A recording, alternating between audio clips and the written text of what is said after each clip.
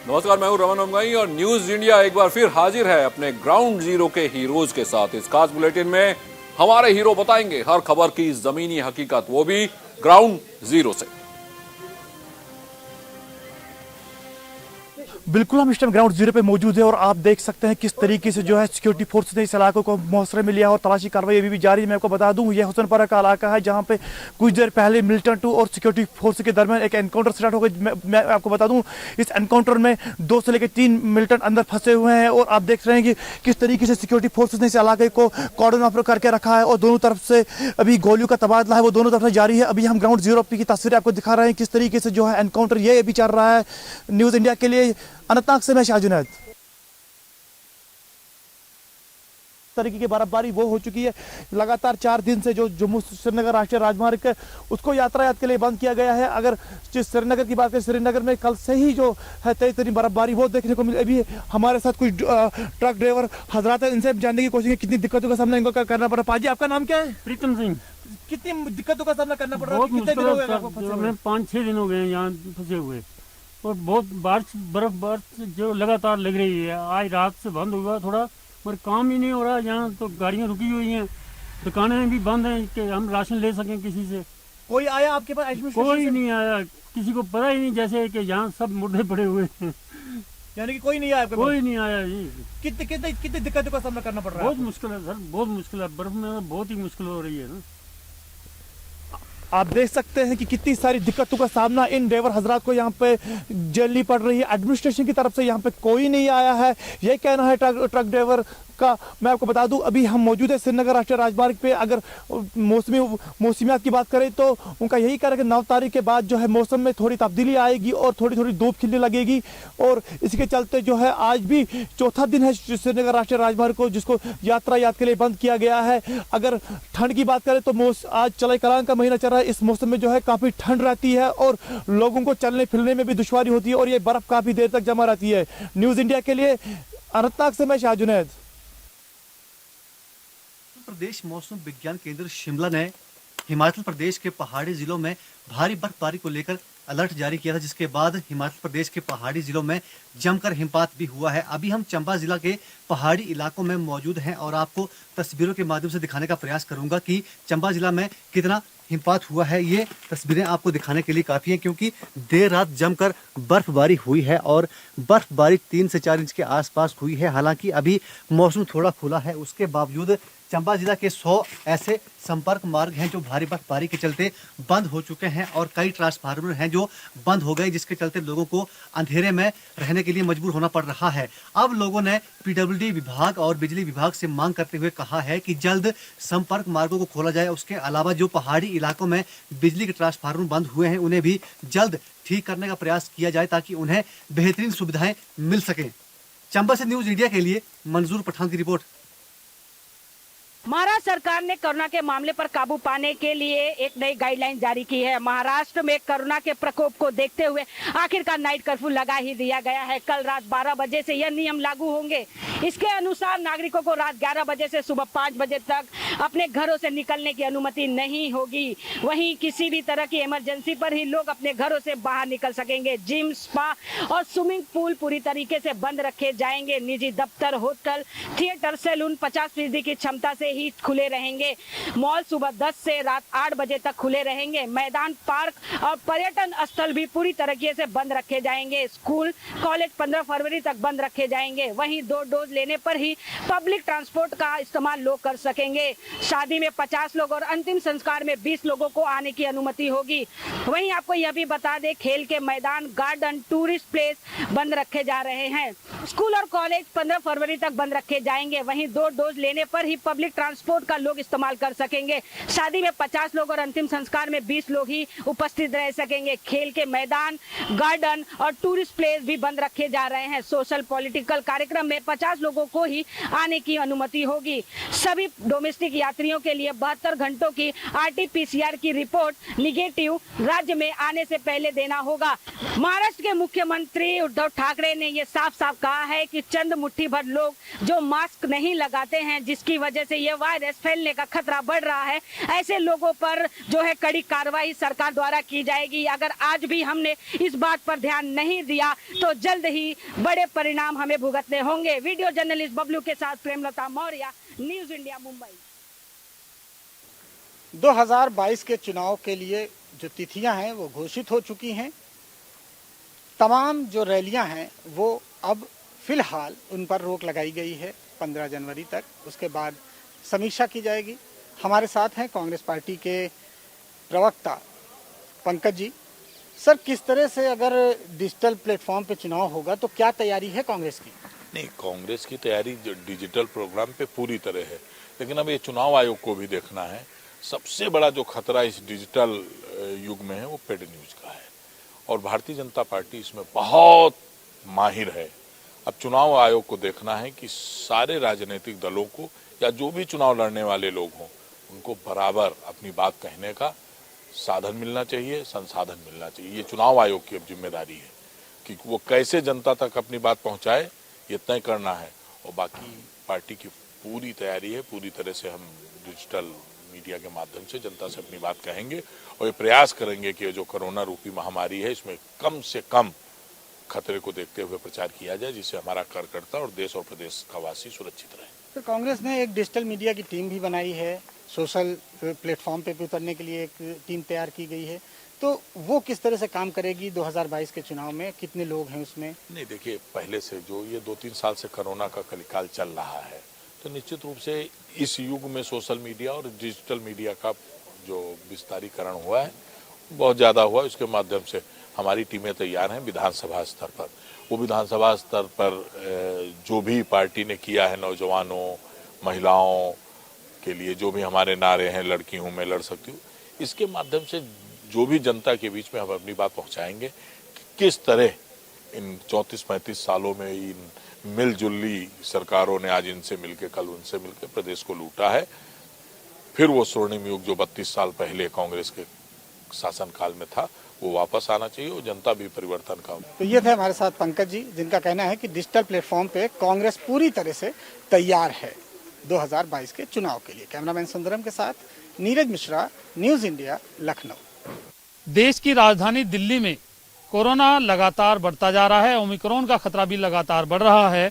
उसी को देखते हुए दिल्ली में तमाम जगहों पर पाबंदियां लगा दी हैं और इस वक्त हम मौजूद हैं सरोजनी नगर मार्केट में और यहाँ आपको दिखाना चाहेंगे कि यहाँ पर देखिए ये पूरा सुनसान पूरा मार्केट पड़ा हुआ है, क्योंकि दिल्ली में 2 दिन का जिस तरह से 55 घंटे का लॉकडाउन लगाया गया है, जो कि शुक्रवार रात से शुरू होगा और उसके बाद सोमवार सुबह तक जारी रहेगा।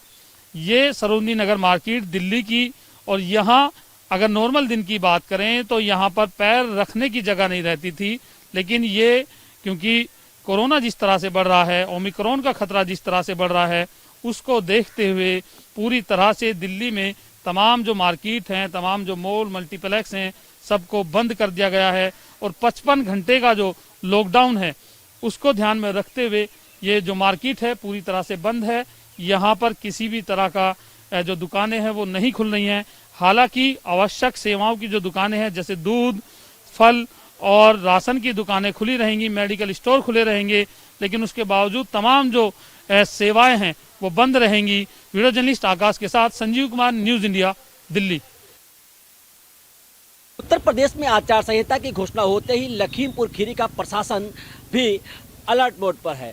आज पूरे जनपद में जहां लखीमपुर खीरी एसपी, जिलाधिकारी और सीडीओ ने खुद मुख्यालय पर जगह जगह जाकर होर्डिंग उतरवाए, तो वहीं मुख्यालय की तहसीलों पर भी तहसील प्रशासन ने कमान संभाली है। आप देख सकते हैं कि पीछे जहां कभी ये राजनीतिक होर्डिंगों का पूरा जमावड़ा रहता करता था, पोस्टर से पूरी दुकानें और दीवारें लैस रहती थी, आज वहां सन्नाटा है।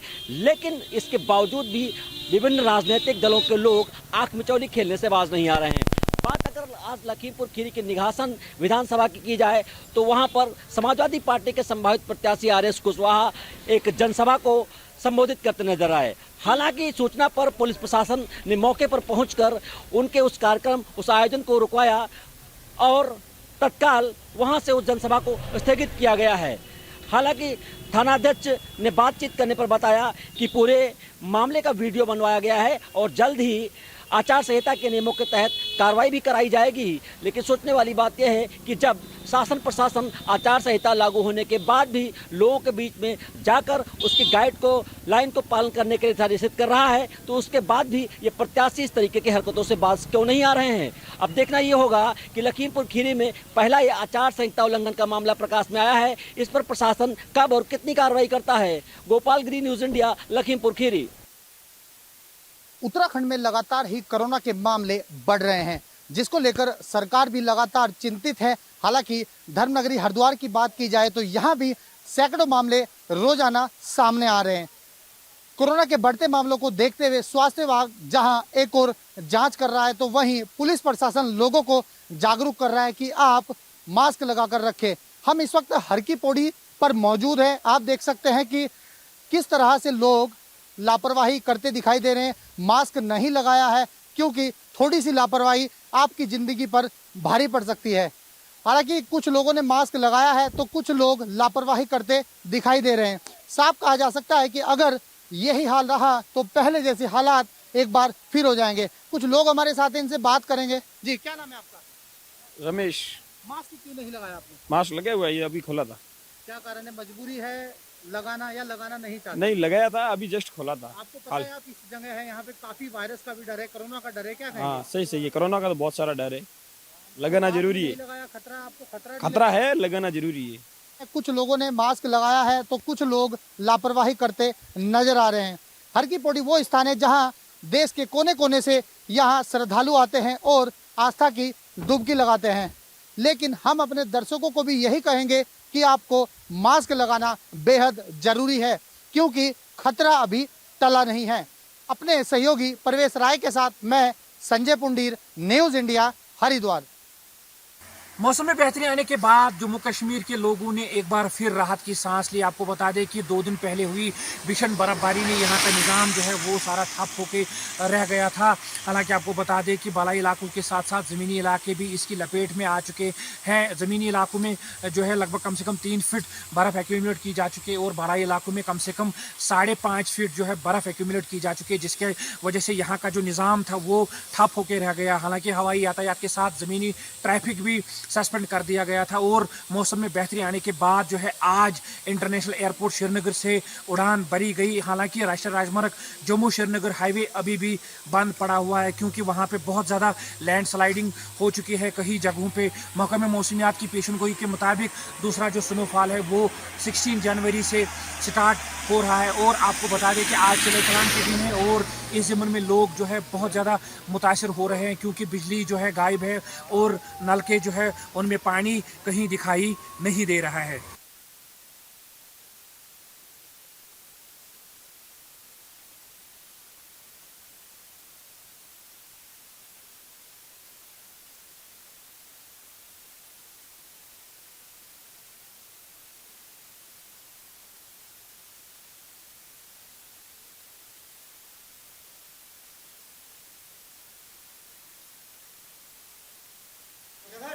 तो आप देख सकते हैं पूरे उच्च हिमालयी क्षेत्रों में इस वक्त बर्फबारी हो रही है। क्या शिमला, हिमाचल, उत्तराखंड, तमाम जो उच्च हिमालयी क्षेत्र हैं वहां पर बर्फबारी की ऐसी तस्वीरें सामने आ रही हैं।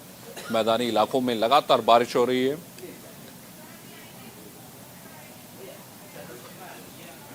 और इस वक्त की बड़ी खबर आपको बता दें, सीएम अरविंद केजरीवाल ने कार्यकर्ताओं से संवाद किया। किसी पार्टी को गाली देने की जरूरत नहीं है, ये केजरीवाल ने कहा। आम आदमी पार्टी देश में बदलाव लेकर आएगी।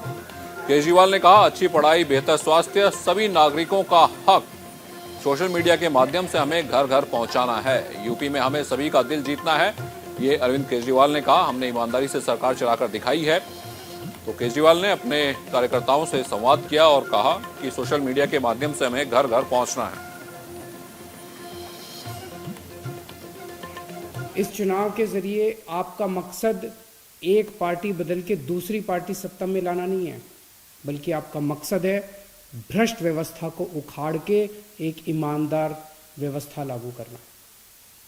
दिल्ली में आम आदमी पार्टी की सरकार ने ये साबित कर दिया कि बदलाव संभव है, चेंज इज पॉसिबल, परिवर्तन हो सकता है। आज तक इन पार्टियों ने हमें हमेशा ये बताया कि सरकार चलाना बड़ा मुश्किल काम है, सरकार चलाने में थोड़ी बहुत बेईमानी करनी पड़ती है। आम आदमी पार्टी की सरकार ने ये साबित कर दिया कि सरकारें ईमानदारी से भी चल सकती हैं। इन पार्टियों ने आज तक हमें बताया कि चुनाव लड़ने के लिए खूब पैसा चाहिए और चुनाव जीतने के लिए बेईमानी करनी पड़ती है। आम आदमी पार्टी ने यह साबित कर दिया, चुनाव ईमानदारी से लड़े भी जा सकते हैं, जीते भी जा सकते हैं।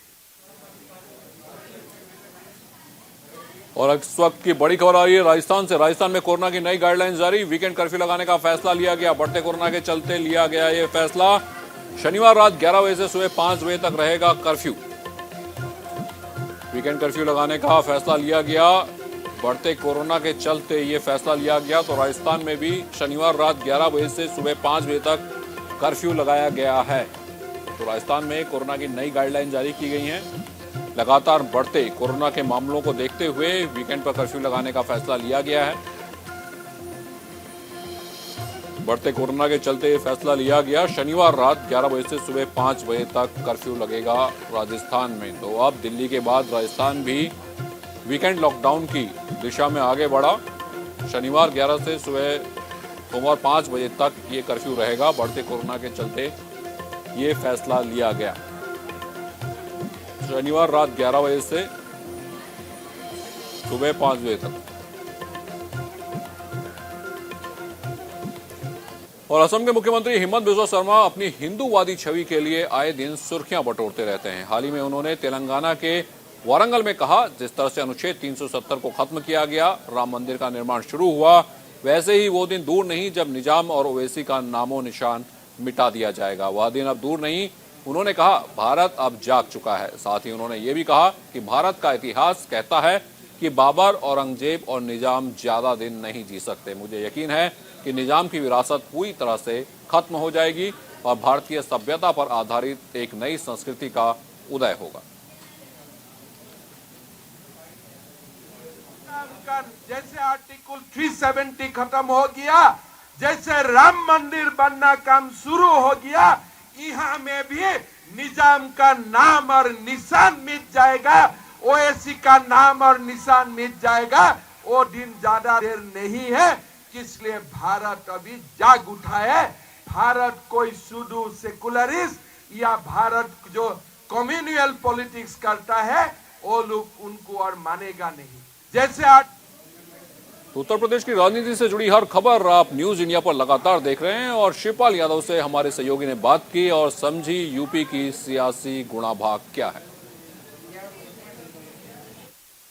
चुनाव के महाकुंभ का आगाज हो चुका है। चुनाव आयोग ने बाकायदे तारीखों का ऐलान कर दिया है और ऐसी सूरत में अब उत्तर प्रदेश में तमाम जो पार्टियां हैं वो अपने रणनीति के लिए जुट चुकी हैं, अपनी रणनीति शुरू कर चुकी हैं।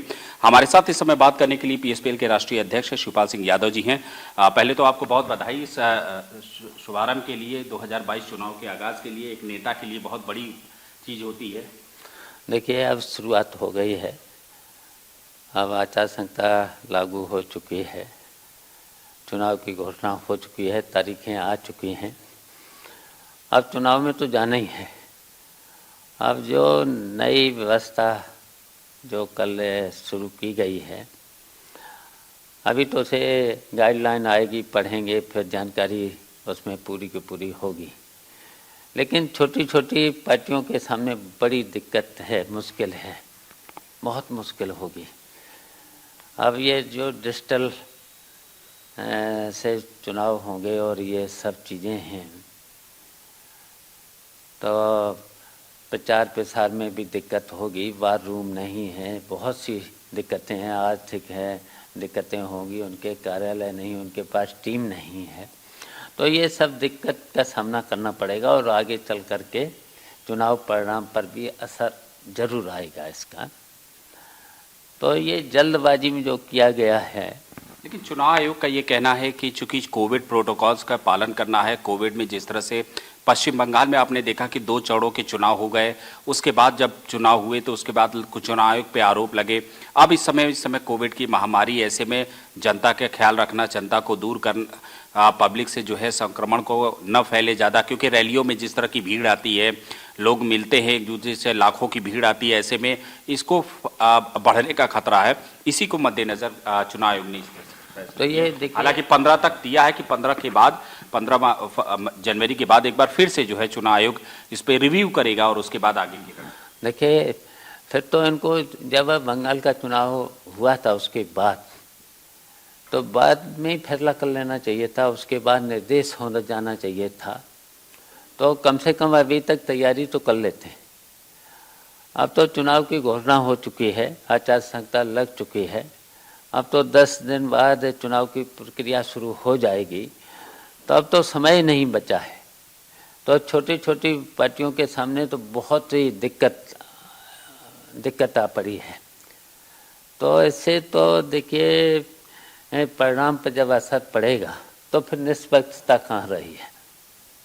कल समाजवादी पार्टी के राष्ट्रीय अध्यक्ष अखिलेश यादव ने भी कहा कि इस भारतीय जनता पार्टी एक बहुत बड़ी पार्टी है, कांग्रेस के पास एक बहुत बड़ा प्लेटफॉर्म है, लेकिन जो छोटी पार्टियां हैं, जैसा आपने कहा कि छोटी पार्टियों के लिए काफ़ी दिक्कत हो पाएगी।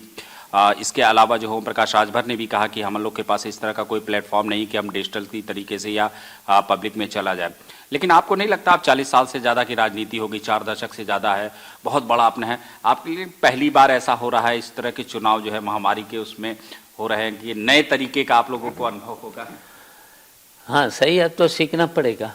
अब सीखते सीखते तो जब तक सीखेंगे तब तक चुनाव निकल जाएगा। तो परेशानियां तो हैं, फिर निष्पक्षता तो नहीं हो सकती है, फिर पब्लिक को कैसे समझाएंगे? पब्लिक में भी तो पब्लिक को भी पता नहीं, जो वोट डालने आएंगे, बूथ पर आएंगे, उनको भी पता नहीं है।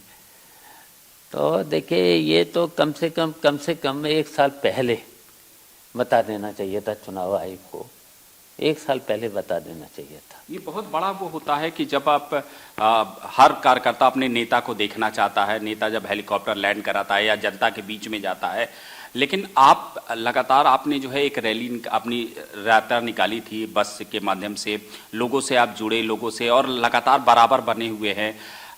भाजपा को देखिए, भाजपा ने भी जो है पूरी रैली, जन विश्वास रैली की, अखिलेश जी की यात्रा चल ही रही थी।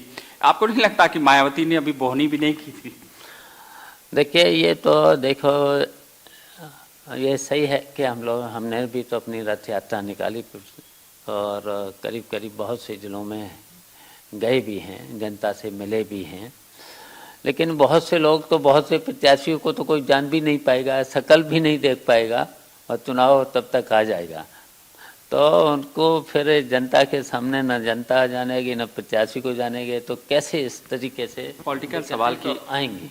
पॉलिटिकल सवाल की आप लोगों की अब जो है, चूंकि अखिलेश यादव जी से पिछले दिनों आपकी मुलाकात हुई थी, अब क्या बैठकर रणनीति तैयार होगी कि आपके गठबंधन को लेकर, सीटों को लेकर, क्योंकि समय बहुत कम है और आप जैसा कि समाजवादी पार्टी के पूरे चाणक्य रहे हैं, बूथ से लेकर हर चीज़ का आपको नॉलेज है, तो आपके अनुभवों का क्या वो लोग भी लाभ लेंगे एक पार्टी के संगठन के तौर पे? देखिए अब हमारे लिए वो पार्टी, समाजवादी पार्टी नई नहीं है, हमने तो उसमें लंबे समय तक काम किया है, लंबे समय तक काम किया है, तो उसमें हमें कोई दिक्कत नहीं होगी। सब परिचित हैं, सब जानने वाले हैं, और पूरा प्रदेश का कई बार हम दौरा भी कर चुके हैं, तो इस तरीके से तो कोई दिक्कत नहीं है। कितना शुभकामना देंगे अपने कार्यकर्ताओं को इस लेके, क्योंकि परिस्थितियों से लड़ना जो है वो आदमी को हरता है, और परिस्थितियां इस तरह की हैं कि इस समय कोविड महामारी से भी देश अछूता नहीं है और लगातार केसेस बढ़ते जा रहे हैं। अब चूंकि चुनाव आयोग ने फैसला किया है, कुछ फैसला किया है, तो नहीं लगता कि अब उसकी तरह से जो भी होगी आप लोग अपना प्रस्ताव देंगे कि आप महामहिम राज्यपाल या को चुनाव आयोग से मिलकर अपनी बात रखेंगे? देखिए अब पार्टी में अपनी बात रखेंगे, पार्टी जो भी बैठक करके फैसला लिया जाएगा, जो भी होगा। लेकिन अब मुसीबत तो है ही, मुश्किलें तो हैं, लेकिन अब जो मुश्किलों में तो अब चुनाव तो लड़ा ही जाएगा, चुनाव तो लड़ा ही जाएगा, लेकिन हैं दिक्कतें तो हैं, परेशानियां हैं, जो इस तरीके से डिजिटल है, कोरोना है, तो ये दिक्कतें आएंगी चुनाव के दौरान। अब सत्ता में जो लोग हैं उन्हें तो कोई परेशानी नहीं है, उन्हें आर्थिक भी दिक्कत नहीं है, और उनके वॉर रूम बने ही हुए हैं, सब सुविधाएं हैं, आईटी सेल भी है उनकी, सभी चीज़ें हैं। लेकिन जो नए दल हैं उनके सामने बहुत दिक्कतें हैं, चुनौती है। तो ये थे हमारे साथ शिवपाल सिंह यादव, पीएसपीएल के राष्ट्रीय अध्यक्ष, जो कि बता रहे हैं कि चूंकि अब परिस्थितियों से लड़ना है और लड़ना है, लेकिन इस समय जो है वो दिक्कतें हैं। जाहिर सी बात है कि जो छोटे दल हैं, जो अभी जनता के बीच में डिजिटल प्लेटफॉर्म या उन लोगों ने वॉर रूम अभी नहीं बना रखे हैं, जनता के बीच में जाके अपनी बात कहते हैं, उनके लिए जो है इस तरह की चुनौतियाँ जो है कहीं ना कहीं आने वाले 2022 के लिए बहुत बड़ी चुनौती होगी। अभिनव पांडे, न्यूज़ इंडिया, लखनऊ। तो वर्चुअल प्रचार को लेकर समाजवादी पार्टी की चिंताएं बनी हुई हैं। निषाद पार्टी के अध्यक्ष संजय निषाद से बातचीत की हमारे सहयोगी ने। चुनाव आयोग ने चुनाव की तारीखों का ऐलान कर दिया है 2022 के लिए, और इसी के साथ 2022 का जो चुनाव का काउंटडाउन है वो शुरू हो गया है। हमारे साथ हैं निषाद पार्टी के राष्ट्रीय अध्यक्ष डॉक्टर संजय निषाद जी। संजय जी, बहुत बहुत स्वागत है आपका न्यूज़ इंडिया पर। किस तरह से चुनाव में जा रहे हैं? अब आचार संहिता लागू हो गई है। आचार संहिता तो पालन करना, राष्ट्रीय जो भी पार्टियां रजिस्टर्ड होती हैं उन्हें वोट करना पड़ता है, और लोक प्रतिनिधि जो कानून है उसके अंतर्गत कोड ऑफ कंडक्ट का पालन पार्टी को खुद करना होता है, अपने कार्यकर्ताओं और समाज से कराना होता है। मैं बधाई दूंगा, धन्यवाद दूंगा कि बहुत लंबे बेसब्री से जनता इंतजार कर रही थी कि जो है जल्दी से चुनाव की तिथि घोषणा हो और 2022 की तैयारी हो और एक नई सरकार नई उम्मीद के साथ बने।